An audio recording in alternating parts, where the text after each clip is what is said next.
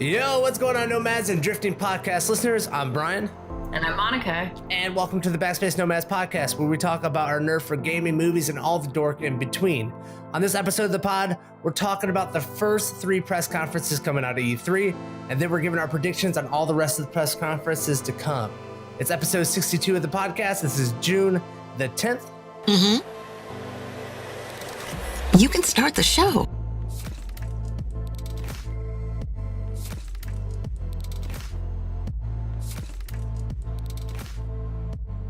So, Monica, what have you been doing for the past day or two? I have been following E3. What have you been doing for the past day or two? I've been following E3. It's been so fun. I know.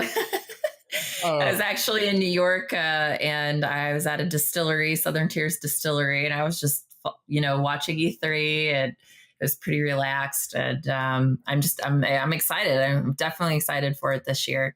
I feel like the conferences have been, at least in general, thus far, have been better put together. Yes. And significantly less cringy for the most part than last year. Oh, like compared to last year, this is a very normal experience. They got their everything together. Last year was a cringe fest.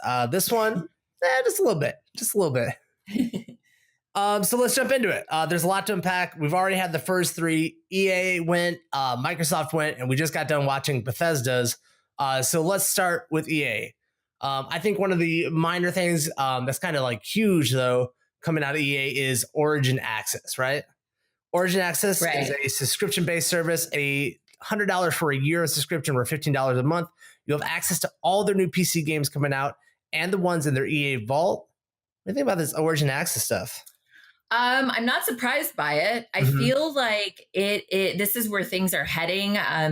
It just seems like pretty soon gaming is going to become similar to TV, where you are paying for a channel almost, and that channel is the publisher. Possibly, there are already concepts like this out there. Xbox has done it. And then we also have, even in the indie realm, we have Jump that came out not long ago. So I just found it in general really interesting that they were putting that out there. Not surprising. I don't know how I feel about it as a whole, though. It remains to be seen. It could be a good thing, but I'm not sure. I'm not entirely sure on the value so far. I think I'm loving it. I am I'm old enough to remember Blockbuster, where I had to go rent video games because we didn't have the money to just outright buy video games all the time, right? Yeah. So you're telling me I'm throwing down $15 a month and I'm getting all these new EA games that I'll play for maybe a month and then I can move on. I think it's good value. I'm actually pretty impressed with subscription services when it comes to the video game industry.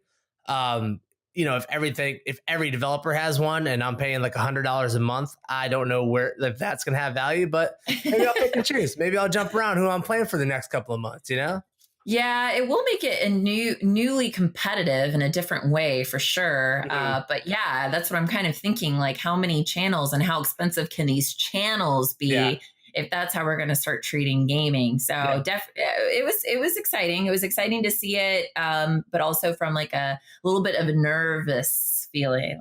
This isn't the first time we've seen things like this. This is where are we going to land? Yeah, absolutely. Next up from the EA docket, Battlefield 5. We talked about the controversy a little bit a couple of casts ago. Battlefield 5, what do you think about it coming out of EA's press conference? I was really excited by it. It's still stunning visually. Yes. There was one element where they're you can't hide from tanks, and I had this kind of nervousness that came in, my heart was oh no, that sounds horrifying. So I really liked that. It was funny though, when they announced that they were going to eventually have some type of battle royale system. Yes. I felt like the audience, I couldn't tell if they were cheering or if they were choking on their G Fuel. It was definitely a really weird reaction to it. It's a meme now. You know what I mean? Royales are a meme now. Everything's going to be Royale. But yeah. I find it interesting. A battle royale with this amazing destruction system, that's something unique in the space. Battlefield's games have stood out amongst multiplayers, I think, as being the most, not just realistic, but like the most in the moment, like your chest is kind of feeling closed in, the sounds, the destruction's going on. That and a Battle Royale. I'm a big Fortnite player, you know that. I'm ready for that. I think it's fun. And the next big thing coming out of that, no loot boxes and no season passes for Battlefield 5. I don't believe them. There's going to be something. I just don't believe them. Yeah. Well, we'll see.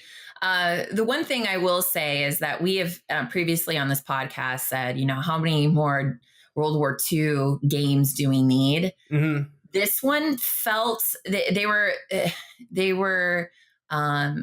came out with the intent of saying this is our take on World War II. They mentioned that, which I thought was strong wording, and I was interested in it. I was like, you know what?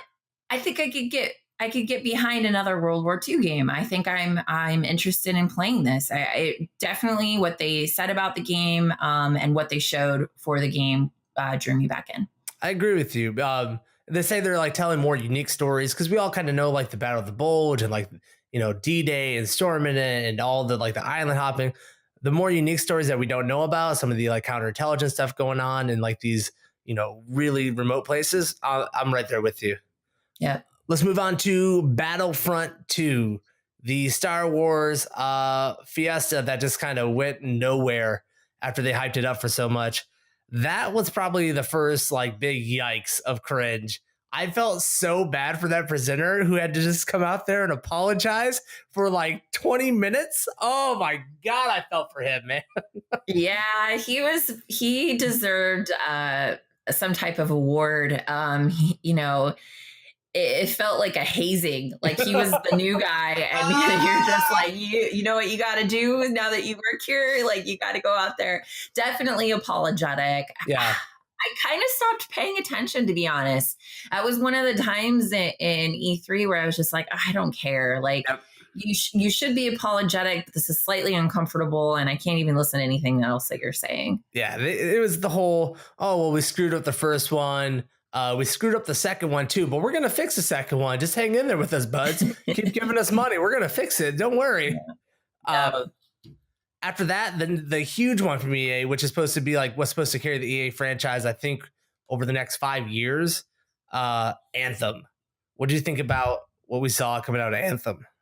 It was interesting to me. I feel like every time I see the trailer, I get goosebumps to the point where even if I just recently shaved my legs, like my goosebumps are so strong that my leg hair sprouts like 1 inch within the time the trailer starts to finishes. So, that's a good response. Like not happy for me because I don't want to have to shave my legs that often, but in general, really, really good response to Anthem. However, when they started like really talking more so about the game, there were elements of it where I was like, did Monster Hunter steal from them or did they steal from Monster Hunter? Who started this out? Because this is not new.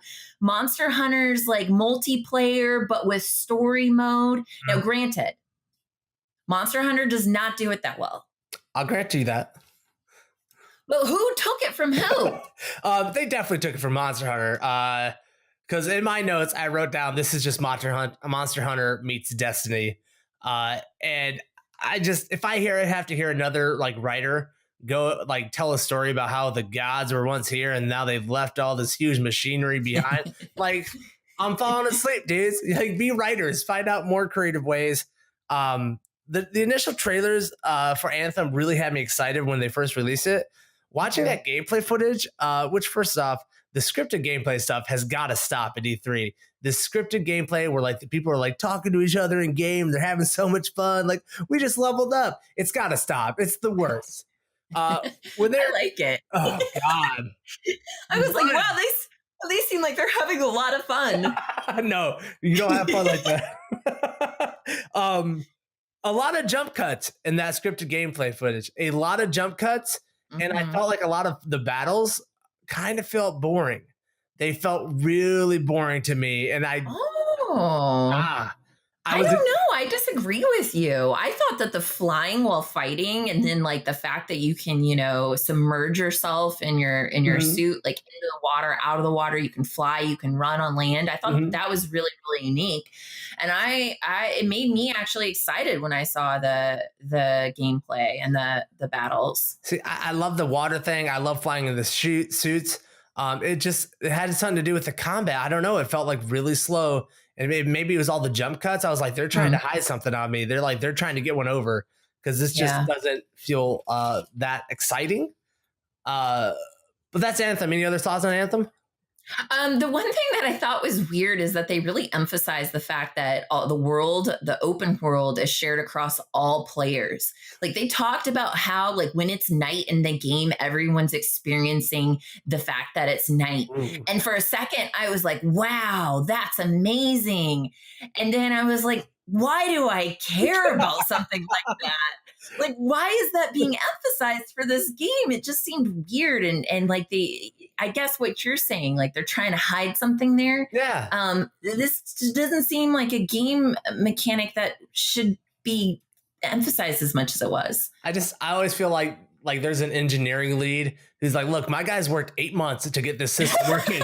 You're gonna throw Yeah. this into the presentation. Like, Yeah. Yeah, I could see that. let's move on to I think one of the cooler things that EA has been doing lately, kind of the indie scene within EA. EA has they released, oh man, now I forget the one co-op game that they had with the two brothers walking around. That was a huge hit for them very recently, and so now they're diving deeper into the indie scene. They're bringing us Unravel 2 and Sea of Solitude. What were your thoughts on these kind of more indie skewed games? So I never heard of Unravel 1 or just Yeah. Unravel. I was really impressed by it. I actually looked up the trailer on YouTube and sent that to a couple of people because Mhm. I thought it looked so fun, and I'm a huge fan of good multiplayer games, so Mhm. I'm very excited about that. Sea of Solitude, I love the passion and the love shown by the creator who announced the game. She Yeah. really had some deep thoughts about where the story behind the game came from. But Sea of Solitude, the whole dynamic of it felt a little bit like Attack on Titan, which is, it's an Mm. anime. Yeah. It just felt a little bit stolen, but the story, I think, can it totally change that around. Yeah. Unravel was, pretty interesting to me. Interesting that EA is putting so much behind like a simple platforming game, or not simple, but like a 2D looking platforming game. For them to put that on the main stage is really interesting to me. Not something they always do, but Sea of Solitude like blew me away artistically. I thought that game was absolutely gorgeous. And I had a thought, because at this point now we've played a couple of games where like developers are starting to explore emotions through gameplay, right? Yes. I know I've played a game where they use like depression and the 7 stages of grief, and you play through all those levels, and you were exploring like grief as an emotion, how to get through it, and how to deal with it. And now this one is exploring loneliness. I really think that's a great thing, and something that's very unique in the gaming space, as opposed to like movies or writing, that you can actually experience these emotions and the ideas and the depths of them through actual gameplay. I thought that was brilliant. I can't wait to get my hands on Sea of Solitude. Uh, what do you think about EA? Successful press conference? Boring? Exciting? In general, I thought that they did a good job. I mean, there were some moments. I think my favorite, like, horrible moment was when they brought young Kiv from Madden 18 up on stage. I saw young Kiv take that championship when I was in Costa Rica. Actually, they were Ooh. playing it at the sports bar I was at, and man, it was good to see him fumble around and feel awkward on stage for a little bit.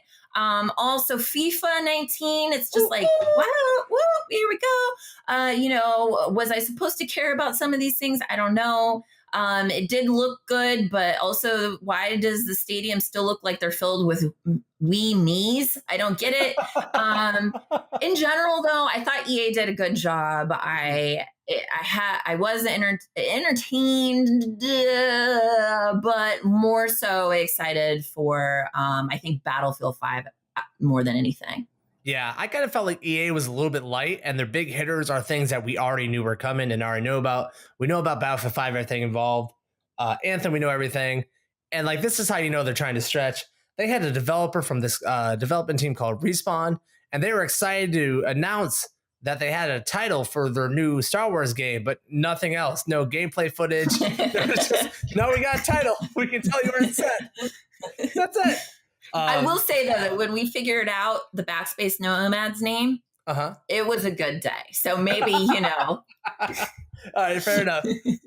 Press conference worthy? I don't know. All right, let's move on to Microsoft real quick. Microsoft, with their tagline, let's jump in. Could they just stop with these corny, like, boardroom, like, taglines that are supposed to get us excited? Jump in, Monica. What do you think about Microsoft starting off?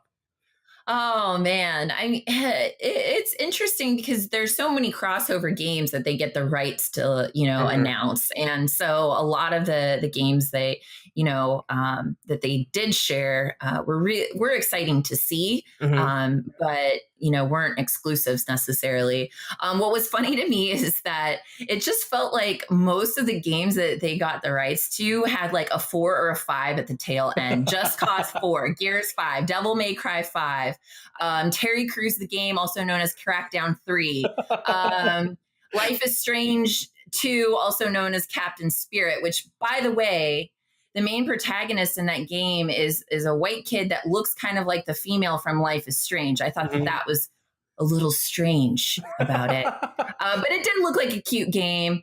A sequel to Ori. They announced Fallout 76, which, it's a lot. It was a lot, but it just, almost all of it was just fluff. Nothing it was under the next game in a series of games. And it started making me think, like, what are they going to announce that isn't just a sequel? Yep. And then Jump Force came. Oh no! You're excited for Jump Force? I am so excited for Jump Force. I almost wet myself like a dog, like a dog that gets too excited when their owner comes home. Yeah? What Jump Force is your owner? Dude, I got really excited. Let me just tell you. I mean, my note here on Jump Force is, oh my gosh, what was that? I just got a boner. That is literally what I wrote down as my note. It felt like, I don't know what it is. People were screaming, Anna, is this an anime battle royale? It's not. I don't quite understand what it is, but all I know is I'm an anime fan, and those are some badass characters that they emphasized in that trailer. Oh, the death note at the end? Ooh. The death note at the end that's when I peed. I couldn't hold it anymore, death note. I couldn't. And then I wrote it down in my notebook. My tail was wagging and I couldn't handle it. So let's unpack Microsoft just a tad. Sure. 50 games they showed trailers for, basically. 18 of them are exclusive.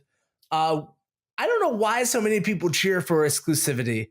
When they said they had 18 exclusive Xbox titles within the press conference, that is the place went nuts. And first off, that room of people were the most cult-looking people I've ever seen. They gave them all matching white jerseys.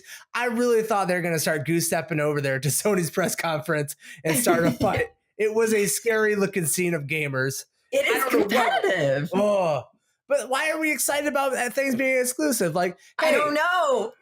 Here's something that's going to make Microsoft a lot of money, but you as a consumer are going to be limited. Let's go nuts. It's crazy. I'm so excited for this. Like, what is the deal with people? Why are they applauding that? Oh, it burns me alive. The first thing they showed was the trailer for Halo Infinite. Are you excited for another Master Chief game, or are you just kind of like, well, it's Master Chief? I went through a weird peak and valley through that trailer. First off, I was like, is this Lion King? Then I realized that it wasn't Lion King because of Master Chief's helmet. Yeah. And I started getting really excited again. But then all of a sudden there were fireworks and it sounded like horns and patriotic music. And I got really confused. And then I thought, this trailer sucks and I don't know what to think anymore. And then I stopped thinking about it entirely until this very second. Oh, well, I'm glad to bring it back up because it really, like, you thought you saw it as a Halo game for like I don't know, 2% of that trailer. You're like, oh, that's Halo. Now it's done. I don't know what Microsoft's obsession is with like teasing trailers. Because I think that set up the kind of like tone of the entire thing. There were maybe 3 key pieces to their press conference, and other than that, it was just a score of trailers, which I thought really undercut all the other like all the developer press conferences. Yeah. Like they were showing off like Fallout 76, right? That's like going before Bethesda. They're showing off Kingdom Hearts that's going before Square Enix. They're showing off the Division 2 that's going before Ubisoft. Tomb Raider that's going before Square Enix again. Like, and they're not digging into it, so they're cutting all the excitement. And this is the first time a developer's ever gone this early in the week. Normally the developers like hang out to go last. They let all the console people go last. They let all the developers have their moment. I don't know. I was pretty like just mad about it because of how little we actually got a gameplay. The 2 things that got me like crazy out of my mind hyped. Tomb Raider set in Mexico was amazing. I am pumped for De la Muertes. I can't say that word. The Day of the Dead. That was amazing. Gears of War 5. I'm like when I was going through it, I kind of got hyped and I was like, well, Gears 4 sucks, so maybe they can redeem themselves. But then the very end, Monica. Oh yeah. The very end came. That's the one that mattered. Oh, what do you think about the very end? What happened there? All right, so let me just say that pretty much anything that CD Projekt Red puts in front of me, I'm gonna eat. Yeah, their mama's cooking. I don't even care if they put something in front of me and it smells rotten and it looks rotten. I'm going to trust them and I'm going to eat it. And it's probably going to be good. So when they came out with Cyberpunk 2077, I instantly got excited. Yeah. It looks amazing. It seems like it's in a different environment than we're used to for a lot of games. And I'm very excited about it. Yep. The way they teased it, they did like this like cool hacking protocol thing. You know, like the MDOS is going up. And for all you kids out there listening to this podcast, you used to type like run a program. You didn't just click stuff. This thing's set in LA 2077. The colors, the attitude of it, everything about it was just like put me there. Like Witcher 3 was so amazing. If they can do something like that, like but Cyberpunk and like bigger and better because we're so many years past Witcher 3 now. Yeah. I am like pumped for this game. This is the first time we actually got to see footage for it. It just looks so incredible. It was like 80s, but futuristic punk rock. Like I don't know how they pulled it off. That car. Yeah, it was really exciting. It's one that I will definitely be purchasing. I mean, a lot of the things that Microsoft came out, or the games that Microsoft came out with, you know, there was a little bit of hype, but I think that Cyberpunk 2077 just took it home. Yeah, definitely. All right, let's move on to the conference that we just finished watching before we came on to record this podcast. Opening up with the man himself, Andrew WK, Bethesda press conference. What did you think about Bethesda's press conference? Initial impressions. I want to say first off that I feel like thus far Bethesda has proved to be the metal publisher. They opened up with Andrew WK. A lot of their trailers had this kind of metal feel or metal music behind it. Yeah, it's just they're badass. And it also felt like just in general the way that they started, but then as we started rolling more into the show, it started getting a little bit more awkward. But they totally took it home. Yeah. Really unexpected way to start the show when they brought out Andrew WK to like just like start a party and like you got the crowd hyped up and they're ready to go. And that crowd was not hyped up. There were a few people in that crowd that were headbanging, but most people looked scared and like they didn't know what to do. It's very awkward when you're sitting down in a chair at a metal concert. Like I know what you're supposed to do. Yeah. So let's start out at the top of the program. Rage 2. The follow-up to the PC game Rage, which I don't think did that well in sales, but apparently did good enough to have a Rage 2. What were you thinking about Rage 2? The old arcade game Time Crisis. Yes. So it felt a little bit like that to me, just because so many of the skins that I was seeing were similar. Like, how many people are you going to shoot with a blue mohawk? So some of them had like neon green mohawks and like neon pink mohawks. Yeah, okay. In general, though, it looked exciting. If you want to go see where Overwatch's Junkrat was raised, you can go play this game. Yes, it definitely had that vibe to it. Very Mad Max like vibe. Car customization and fighting is a big thing in the Raid series I know about. But this game, it's made by id. They made Doom. They're the grandfathers of the FPS. This felt like a run and gun shooter. And they're cutting edge for their graphics. One of my complaints about modern day graphics is that everything's starting to look just kind of blend together. I kind of think like when you watch Anthem, like their character blends into the scenery too much, right? They do a fantastic job at having gorgeous scenery. And then like the stuff you're supposed to know about is like standing out. It's like fantastic art direction, good use of color. But I was a little bored by it. It's just running and gunning. And if I want that, there's already the Doom series that we'll get to a little bit later. But like, I don't know where Rage 2 fits in terms of what people want to play right now. Yeah, it's not totally my cup of tea, but I thought that they did a good job. It seems like it could be entertaining, but also a game that I would probably get bored with after 10 hours. Yes. This is definitely one that would be part of a subscription service for me. Next up, Elder Scrolls Legends, the card game that apparently Elder Scrolls has. Yeah. Apparently they have a card game. I think after seeing that, I feel like this is going to start being the new thing. Like any game that has some lore to it, they're just going to turn it into a card game. Like that's where we're headed. It's the new, you've got Gwent. Now Gwent made sense from Witcher 3. They sure. They pulled Gwent out. And I think that people have seen the success of that and, Hearthstone and everything. And they're just going to start making their own lore into card games. I can't wait to play Rage, the card game. Next up after that was ESO, Elder Scrolls Online, and their new expansion pack, Somerset. Apparently, Elder Scrolls Online has 11 million people playing it, and if you're one of those 11 million, please write into us, because I don't think I've met one person who actually plays this game. Moving on. I agreed. Doom Eternal, the follow-up to Doom, and its raging success when it came back onto the scene last year or the year before. What do you think about Doom Eternal? I'm going to keep it short and sweet. Like they kept it short and sweet for Doom Eternal. I thought it was a fun trailer. Very, very metal.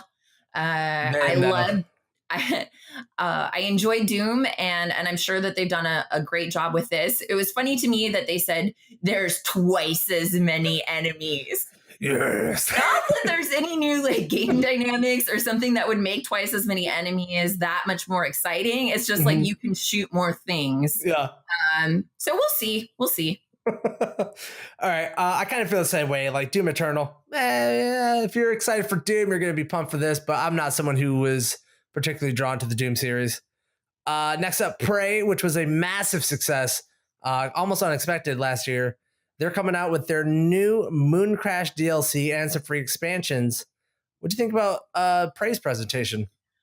Not my type of game again, but however, I felt like Prey thus far has done the best to seem like they're in touch with their audience. Yes.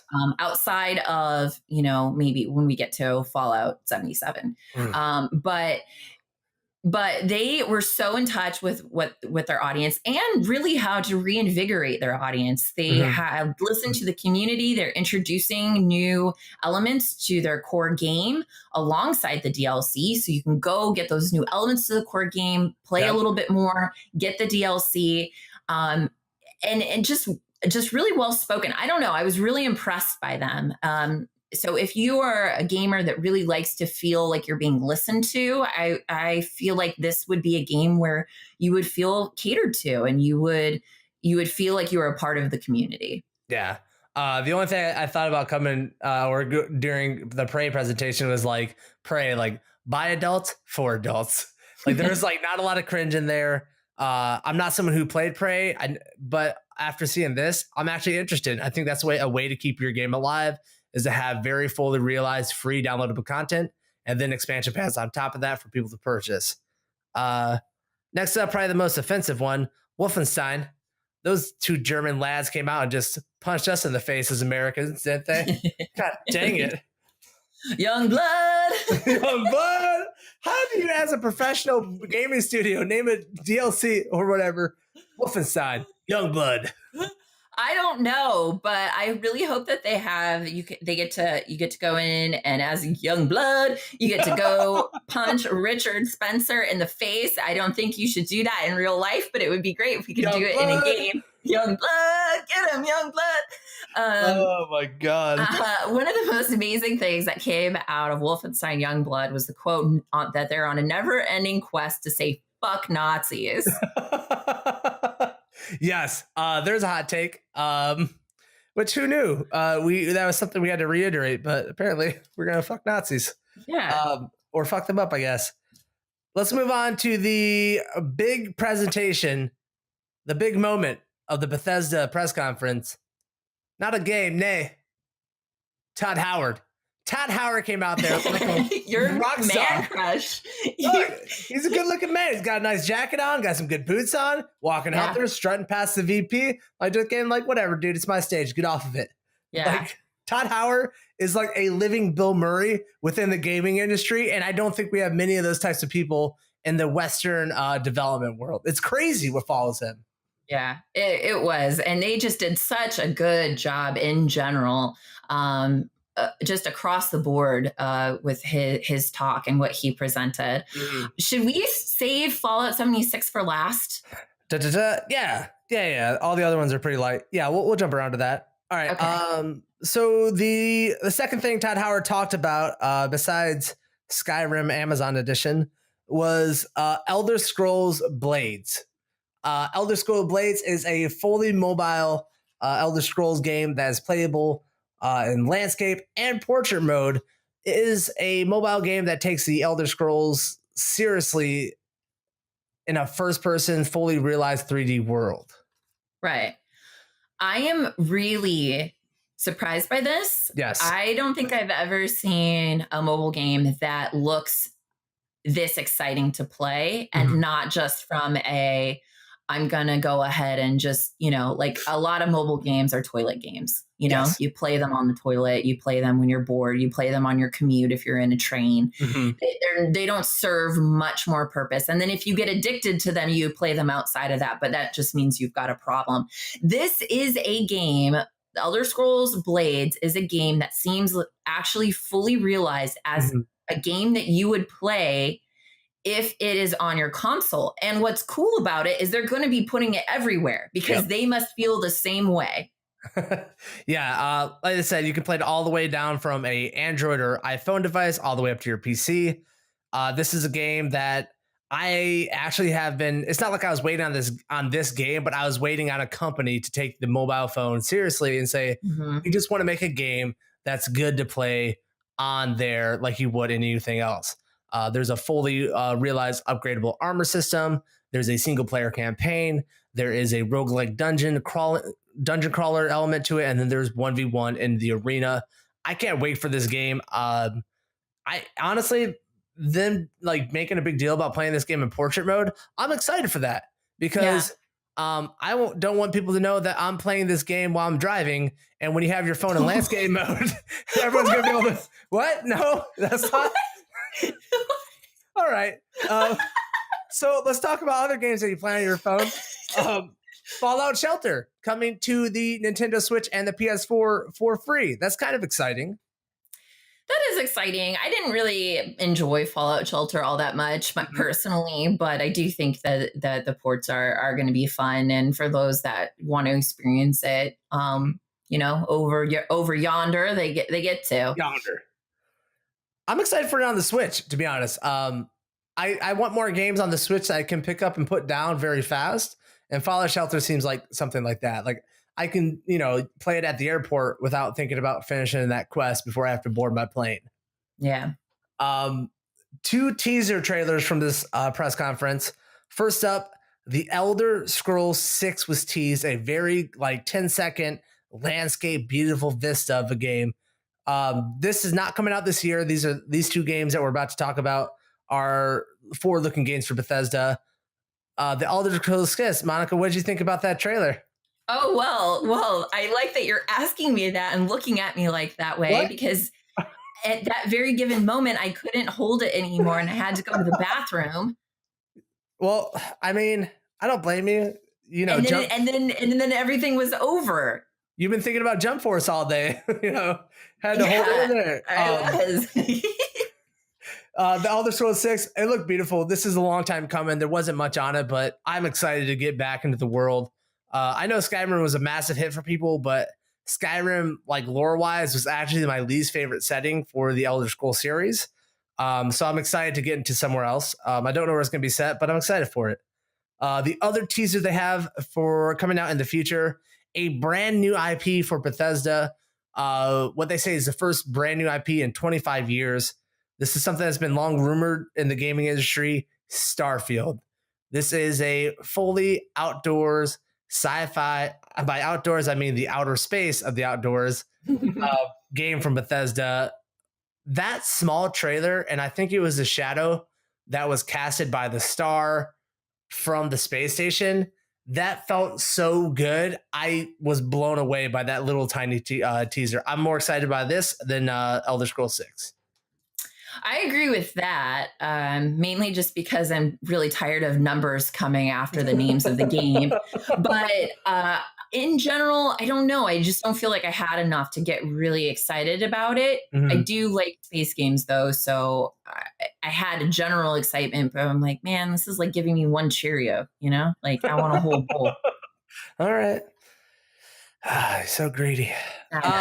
Let's move on to the big hitter of the night, the big ta-da. Ta-da! Or to-do. Fallout 76. Announced last week, November 14th. That is way sooner than I thought. Like, what's that, 3 months? Yeah. Or 4 months? We're playing Fallout? June, July, August, November? September? 5 months? 5 months we're playing Fallout? Are you kidding me? I am so excited. 18 months and we're going to be playing. Crazy. Fallout 76, some initial numbers for a world that's 4 times larger than Fallout 4. Yes. This is set 25 years after the initial destruction or the new atoms that went off. You're waking up in a vault, and on Reclamation Day, you're one of the first people coming out of the vault into this brand new world. What are your thoughts on Fallout 76 here? Oh my gosh. There were so many thoughts. I just felt like they kept hitting with better and better detail. Yes. They showed the trailer again, and Brian was audibly saying, like, you were audibly like, give us more. And I was like, this is a little creepy. I don't want to listen to this a lot. But they did, and I'm glad that they delivered for you. It honestly looks like it's going to be the best multiplayer game in a long time, and probably for a long time. Yeah. I am very, very excited for this. They have confirmed now that it is a survival game. It's a softcore survival, quote unquote.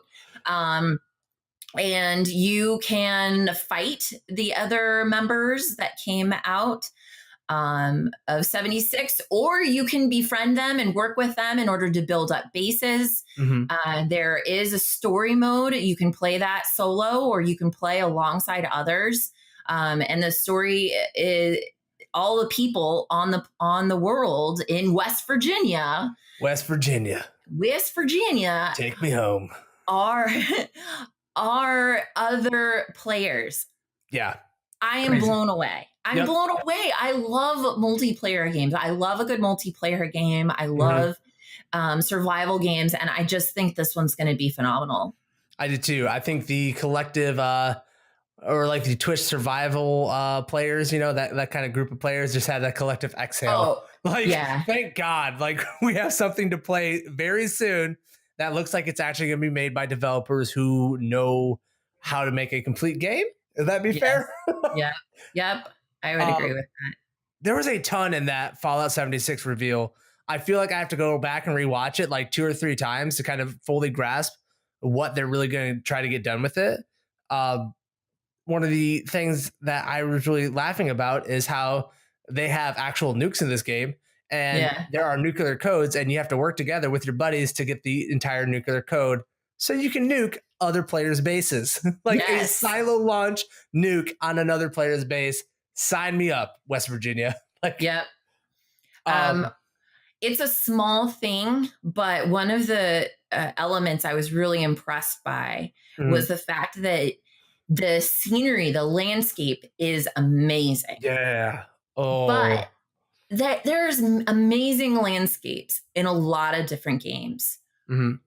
It's just such a small thing, but I don't know if they do it right. I don't think I would have ever seen anything like this in another game. And they're talking about distant weather systems. Yeah. Where you can see rain coming in, assumedly, or something like that. I don't think I've ever seen that in a game before. And that it's weird, but that's something in real life that when you see a storm coming in, it's kind of exciting. And and have that happen in a game, it's such a minute detail, but like I think that goes to show how much effort they've put into this and how much there is to look forward to. I'm definitely excited to see a weather system moving in, so I know I gotta get my errands finished really quick because I don't want to drive. I don't want to run my power suit in the rain, Monica. I thought the power suits looked very customizable, paint wise and aesthetic wise. I thought that was pretty interesting. I was also excited for them to be expanding upon the build system from Fallout as a survival game. Fallout 4 had a really good build system. And I don't know if you know this about me, but I love build games like Minecraft and stuff. I am a deep, deep Minecraft nerd. I can sit there for hours to build bases and stuff. So they're expanding on that system. Super excited for that. I am going to nuke anybody that comes and try and messes up my beautiful walls, my beautiful fences that I'm building to code, and they make sense because they'll have the right amount of distance in between each other to have 2 people fit. Like, you're going to have such a hard time. I'm going to destroy people. This is going to be rage. This is going to be a rage-inducing game for you. Yeah, Fallout 76 just looks so promising. I'm so excited about it. And thus far, within E3, it's what I'm most excited for. Yeah. Bethesda, probably the best press conference so far, I would say. Yes, agreed. A little bit slow in the beginning, just kind of some like standard stuff, and then they just started like cranking it up at the end. Some really, really good stuff coming out at the end of that press conference. All right, so let's move into the final part of the show today for the podcast. Predictions. We have about 4 or 5 more press conferences coming up within E3. And let's just quickly kind of run down some general like thoughts and ideas about what's going to happen in them. Because we are recording this Sunday night, and we have Monday and Tuesday worth of press conferences to go through. So we'll see if, on the next podcast, whether we are right or wrong. So let's start going through it. The first one, Square Enix. I definitely think that we're going to see Final Fantasy VII finally remade. We're going to see in-game footage. We're going to see Cloud in all his like glory with a beautiful release date underneath that beautiful mug of his. Were you a big fan of Final Fantasy VII? I did like Final Fantasy VII. It's not my favorite, but it's up there. I don't know though. I feel like that's a bold statement. Maybe. Okay. Also, the long rumored Marvel Avengers game from that Square is supposed to be developing. I think that Square Enix kind of got this title based off of their Just Cause series. It's pretty open world with a lot of like craziness going on. Excited to see if this actually gets announced, if this is actually a real thing. Square Enix is kind of cheeky. They already have a relationship with Disney because of what they do with Kingdom Hearts. So it'll be very interesting to see if they actually have the rights to a Marvel game and what they're looking to do with it. Do you think if they do have the rights to a Marvel game and they do announce something, do you think it will be like a short, like 10-second trailer, like what we've seen so much of thus far? Or do you think it will be a little bit more in depth? I feel like for this one, I think they're going to give a teaser to it. Okay. Because I think they're probably going to line it up with a close release of the last Avengers movie coming out. I think that's probably going to be when they want to hit it. So there's going to be some time. There's probably going to be another E3 before we get to the next Avengers movie. I think I'm not 100% sure about the timeline. So I think it's going to be a teaser. And my Sky or my pie in the sky, can we please, for the love of God, get another Chrono Trigger game? Where has the Chrono series been? Where? Can this be the year E3 where you bring us either a Chrono Trigger remake or another, like the trilogy? Can you complete it? Like I'm ready for that. Next up, Ubisoft's press conference. Yeah, so I have one for Ubisoft. I feel like they may have another Assassin's Creed, like maybe they'll name it Odyssey or something like that. Why would you think that? I don't know. It's just a prediction that I have. It's a really strong prediction. I know that the last cast that we had, you reached 300 hours in Fortnite, and you are the prophecy person here. But I feel like I have got some tinglies going on, and I think that Assassin's Creed Odyssey might be announced. I'm gonna hold you to that next week. All right. Big one for Ubisoft for me. The Division 2. I think we started this podcast with me having a huge epic rant about Ubisoft and the Division so long ago, like episode 2 or 3. I am hook, line, and sinker ready to see the Division 2. Microsoft showed us some in-game scripted footage. I'm ready to see some actual gameplay footage of like people just playing the game, not like these like crappy scripted things that you seem to love. Set in Washington, D.C. Dang, man. It's set in Washington, D.C., which is, after New York, it's going to be amazing to see another capital like that or another big city in America. Hopefully they don't mess this one up. I'm excited to see like the new things they're going to put into it. Other than that, Beyond Good and Evil 2, I think it's going to be fun to see because we've never seen actual in-game footage of it, but it should be hype. We'll see. Other than that's Ubisoft. Let's move on to the PC gaming show. I've got 2 things. Diablo, I think, is going to have a new IP. I think we're going. That's interesting. Why how tingly are your senses? Pretty tingly. There's a rumor that Blizzard has a E3 Diablo slot for an unannounced Diablo thing. So is it going to be Diablo 4? Is it going to be expansion? Is it going to be a different type of Diablo? Maybe Diablo Royale. You don't know. Yeah. My big hopes and dreams, though, can Valve come to the PC gaming show and drop us Team Fortress 3? Ooh. I'm ready for it. Team Fortress 2 is my favorite multiplayer game of all time. I spent countless hours playing that game. I would love to see a third version of this game. I hope it's not Left 4 Dead. I really want TF3. I can't talk at the end of this. That's all right. I feel like for the PC gaming show, my prediction would be that they have at least 10 different battle royale games announced. Can we just talk about Fortnite the entire time? 10 different. I think they can do it. I mean, we got BF5, Battlefield 5 coming up, Call of Duty, PUBG, Fortnite, H1Z1. Maybe Jump Force. I don't really know what that's about. Jump Force, Realm Rail. Dude, we are above 10 PR games now. We are above 10. We got to keep them going. We got to keep them going. All right, let's move on to Sony. What do you think is coming from Sony? So I have some strong feelings about Sony. I think that they are going to bring back or remake one of their old classics. And if I had to guess or really hope, it would be SOCOM. Ooh, SOCOM. I would love to see that brought back. I really would. I loved playing SOCOM. Absolutely. SOCOM kind of like kicked off multiplayer online games, right? Yeah, a little. And just like it in the day, like the stealth options and everything were just, I don't know. I got so behind it. And what's weird is in general, I don't play in that realm a lot, but I was obsessed with that game, obsessed with it. So I hope my dreams come true. I definitely want to see what they have to show us for Last of Us 2. I know everyone knows it's coming, much like Red Dead Redemption 2. This prediction of yours is a little bit like my Assassin's Creed Odyssey prediction. Yeah, like we know it's coming. I would like to see the context of it, like give me the goods on it. They're not going to show trailers. They're actually going to have someone come out and talk about the game, sit down and be like, this is our game, Last of Us 2. Oh, I hope they say it exactly like that too. I'd get really into it. They might be listening to this podcast. You never know. my other prediction would be that Death Stranding is going to have yet another trailer. This will be the 4th trailer for the game that really nobody has any information on or really understand what it's about. And my prediction here is that this trailer, it's going to almost seem a little bit like a Japanese dating sim.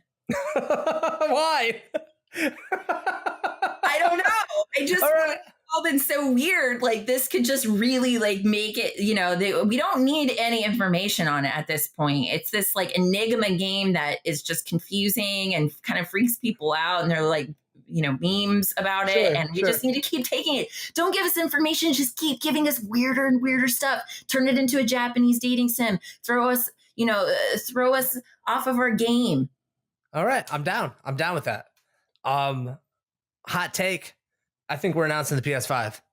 I think that the Sony engineering team and their graphic people are up all night right now because Microsoft came out and said, oh, we got our next console in the works and didn't show anything about it. Sony's going to try and one-up them. They're going to show them some like camera going in front of the console, maybe, maybe in some low lighting situations, say like PS5 in 2 years. Eat dick, Microsoft. I think that's going to happen. That would be very exciting. I feel like Sony's going to have a hard time keeping up with Microsoft. Microsoft did a good job, and I'm sure that they'll have a lot of fun announcements, but they are going to need something big. Definitely. Blast up, Nintendo. Nintendo kind of like either like really huge or just kind of comes like settling in with like, here's some like really good standard IPs that we always deliver year after year. The big one we're looking forward to, Smash Brothers on the Switch. Yeah. I want to see some in-game footage. I want some in-game battle footage, maybe 2 people up on the stage who know what they're doing, some of the pros in the circuit playing some Smash Brothers on Switch. That would like blow me away and get me pumped for the Switch that I have sitting in my room next to my bed that I never play anymore. Also, this one's pretty known. This is a strong Assassin's Creed Odyssey prediction. Fortnite coming to the Switch. I think this is a done deal. This is the only thing that the Fortnite can't be played on. It can be played on everything at this point, including your old Nokia cell phones. I'm actually ready off of those though. No. You think you're playing Snake, but no, you're actually trying to build a wall. I think Fortnite on the Switch will be the best iteration of a console version of this, because why have Fortnite on your mobile phone when you can play it on the Switch wherever you want? I'm actually really excited for that, and I want to see it. I don't know. I'm pumped about the Fortnite Switch situation, the ever expanding dominance of Fortnite, just suffocating the room. And the last one, maybe this is coming. This was slightly teased at 2017 E3. Metroid Prime 4. I think Samus is getting announced. Oh, I think we're gonna see some gameplay. You do? I do. It's been a while. That would be exciting. That would be really, really exciting. Everything out right now that I'm predicting is kind of stuff that we know about, right? Yeah. They need something to blow you away. They need something to charge your hand cannon up and shoot you off past Sony and Microsoft. I feel like Nintendo is so forward thinking though. Like they may just come out with like world peace, like last time it was like make a fishing pole out of cardboard. This time, here's some games, and also we've solved world peace. So, like I just, you never know with them. They are really forward thinking. So it would be exciting to see what they come up with. How great would it be if we just had like Trump and Kim Jong-un on stage, playing the Nintendo World Peace together. Playing patty cake. Yeah. Sitting Indian style, just playing patty cake with one another, smiling, giggling. It just looks so right. Like, yeah. Those are the two like most man-child leaders I think I've ever seen in my life, where they just like, they would look comfortable playing patty cake. They really would. You know what? I'm going to call it. Nintendo's going to make it happen. That's my prediction. Well, next podcast, you can tune in and see if these predictions are hot and ready. And that's going to do it for episode 62 of the podcast. See you next week for the rest of E3 on episode 63. Later, Nomads. Bye.